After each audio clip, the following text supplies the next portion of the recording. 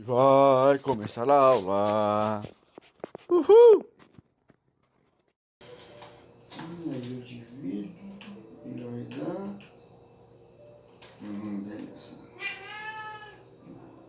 Olá, juventude, tudo bem?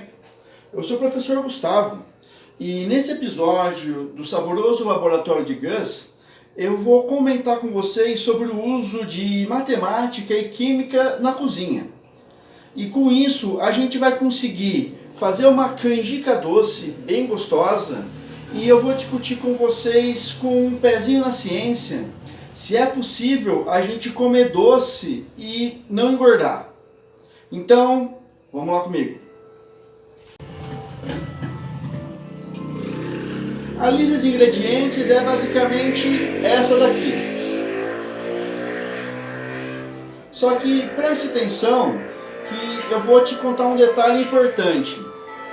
Como eu sou uma pessoa que mora sozinha, se eu fizer esse tanto de comida, eu vou ou comer muito doce de uma vez só, ou eu vou comer devagar o suficiente para estragar e perder comida e dinheiro. Então a gente vai começar a fazer uma conta de proporção. A ideia básica é, se eu fizer metade desse tanto, eu vou pegar todos os valores e vou dividir por 2. O nome disso é proporção. Então, se eu compro um potinho ou um saquinho de 500 gramas de canjica e eu for fazer metade, eu vou ter 250 gramas. Então, a minha proporção é 2 para 1. Então, eu vou reduzir de 2 para 1. Se eu reduzir de 2 para 1, a minha razão vai ser meio, vezes meio. Então eu vou aplicar essa mesma razão, que é meio, para todos os outros ingredientes. E eu tenho então a minha receita nova, que é basicamente a mesma. Só que eu vou ter uma menor quantidade e eu não vou ter nenhum descalibramento de sabores. Certo? Então, tá aí. O primeiro passo do modo de fazer é a gente deixar a nossa quantidade de canjica separada de molho. O recomendado é de pelo menos 4 horas e se você quiser facilitar quando for pôr na pressão, que você deixe pelo menos 12 horas, que é de um dia para o outro. Então eu tenho aqui o meu tantinho de canjica que já estava de molho, e eu vou pôr ele na minha panela de pressão.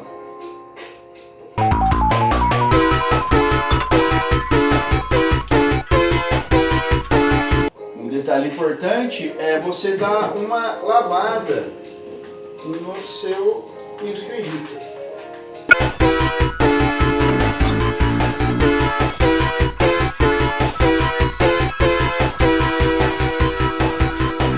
A gente vai trabalhar com a razão de 3 partes de água para cada uma parte de canjica.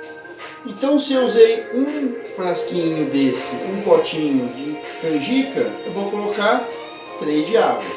Então, a minha razão é 1 para 3.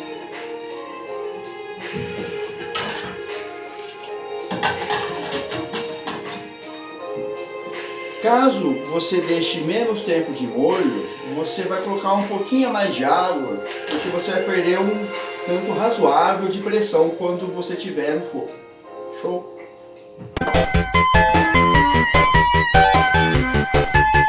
Como eu já comecei a receita de canjica e leva um tempo para dar pressão, eu vou aproveitar para conversar com você sobre calorias e emagrecimento e essas coisas que costumam preocupar bastante, principalmente quem está na adolescência e não está muito contente com o corpo.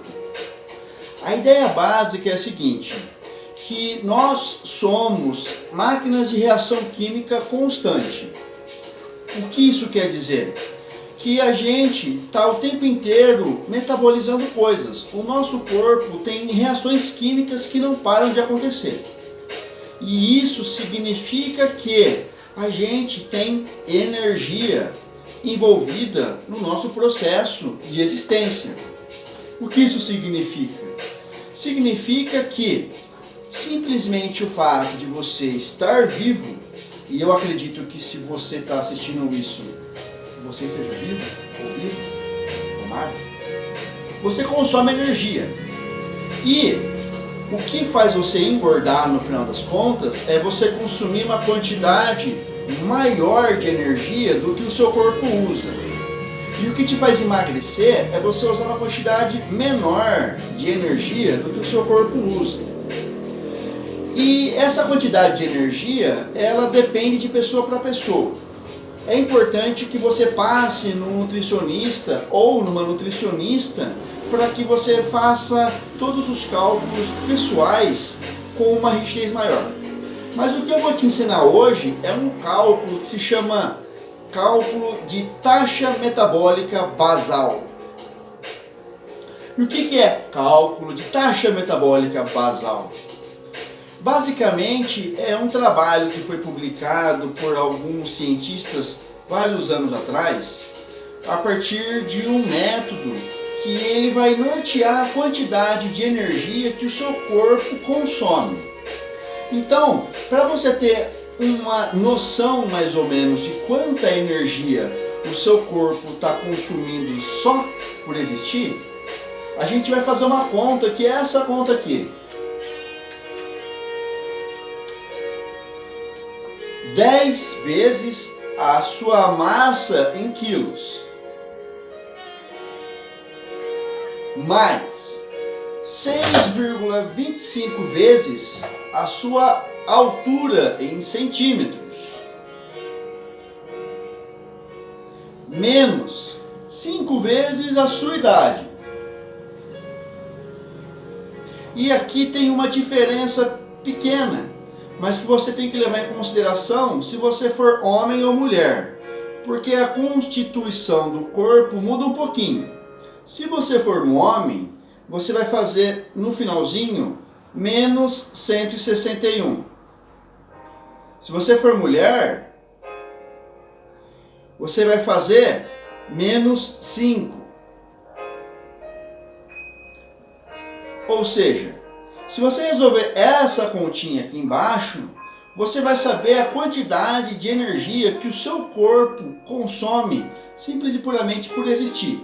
É a sua taxa metabólica basal. O resultado vai ser dado numa unidade que se chama quilocalorias.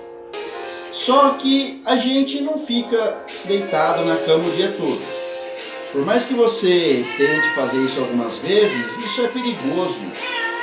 E o simples fato de, às vezes, você sair para ir no mercado, para você levantar para ir no banheiro, em qualquer outra atividade, você está gastando energia. Então, a gente vai pegar esse resultado e multiplicar por alguns fatores. Esses fatores, eles vão variar conforme a sua atividade física diária. O que isso significa? Quanto mais atividade física você faz, maior a tendência do seu corpo ter criado tecido muscular. E tecido muscular gasta mais energia para existir do que tecido adiposo, a famosa gordurinha. Ou seja, quanto maior a taxa de músculo que você tem em detrimento, ao invés de gordura, mais energia você vai usar. Então, tem essa tabelinha aqui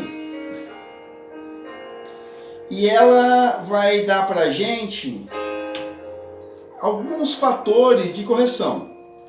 Então você vai pegar o seu cálculo feito, e se você for uma pessoa sedentária, que não faz exercícios físicos nenhuma vez por semana, você vai calcular fazendo o seu valor vezes 1,2.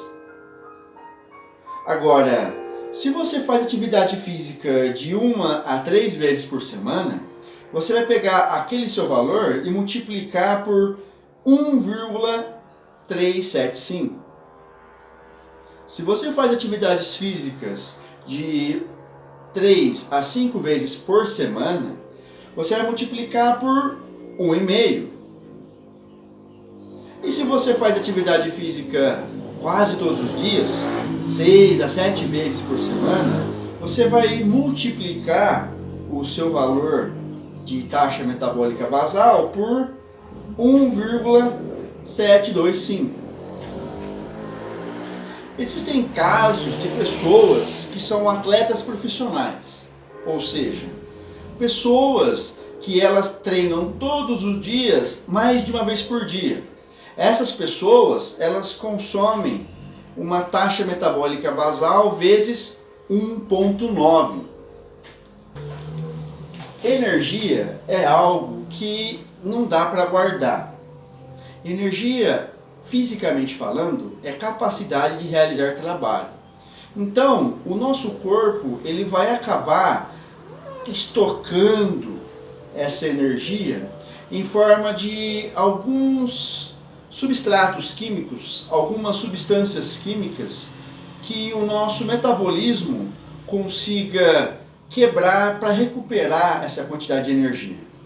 Ou seja, quando eu consumo mais energia do que esse tanto, eu vou estar fazendo gordura no meu corpo. Gordura é algo que é essencial como nutriente do corpo humano. Não existe vida humana sem gordura. Só que tem aquela percepção de que a gente tem que ter um equilíbrio entre as coisas. Então, ter gordura é bom. Só que se todos os dias eu tiver aumentando a quantidade de gordura, vai chegar num ponto em que isso pode ser perigoso para o meu corpo. Essa gordura ela pode estar, por exemplo, nas minhas veias, que vão entupir e poder causar algum tipo de dano mais sério. Em contrapartida, se eu tenho uma quantidade menor que essa de energia por dia, eu acabo perdendo tecido muscular e perdendo a capacidade de realizar algumas atividades essenciais. De repente você pode estar pensando que não tem problema eu não conseguir fazer exercícios físicos rígidos. Mas pense que, por exemplo, o seu cérebro consome energia. Pense que o seu coração batendo, ele é o movimento que consome energia. Então, você acaba debilitando esse tipo de funcionamento. E você acaba entrando num déficit de capacidade de existência. Ser muito gordo ou ser muito magro são extremos que eles são um pouco perigosos, sim. Mas não é noção de radicalismo. Você tem que conseguir comer coisas em que quando você perceber aquela quantidade de energia daquele alimento, você sabe que você tem um limite para comer aquilo naquele dia. Você não deve viver de cortar coisas em dietas malucas, certo? Todos os alimentos que você compra possuirão uma tabela nutricional. Uma tabela nutricional. Que ela vai possuir informações relevantes com relação à quantidade de quilocalorias. Por exemplo, esse milho de canjica, se eu comer 50 gramas, eu terei comido 179 quilocalorias. E a gente volta para a análise de proporção. Se eu preparei 250 gramas, eu vou fazer 250 gramas, são quantos 50 gramas? Dividido por 50, são 5. Ou seja, eu vou pegar essa quantidade de calorias e multiplicar por 5. 179 vezes 5, 895. Eu vou fazer isso com todos os meus ingredientes e perceba aqui do lado a quantidade de energia que eu vou estar consumindo se eu comer toda a canjica que eu fiz. Não é só açúcar que possui energia. O seu corpo precisa de vários nutrientes. Então, As coisas não são feitas apenas de um nutriente. Aquela tabela que eu mostrei tem proteínas, tem gorduras e tem N outras coisas que possuirão energia. Então, não fique preocupado ou preocupada se você está comendo uma quantidade de energia, porque você precisa também balancear a fonte dessas energias. Carboidratos, proteínas e gorduras são as principais fontes e você deve comer elas nessa ordem para ter uma alimentação saudável e nutritiva. Beleza?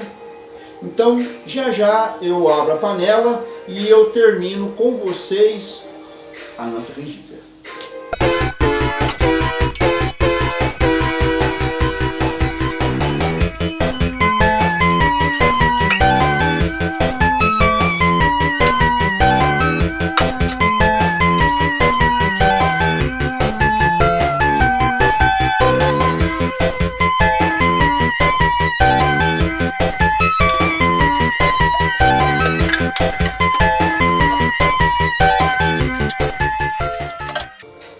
Então você já pegou a receita e você só vai colocar todos os ingredientes na panela e mexer eles.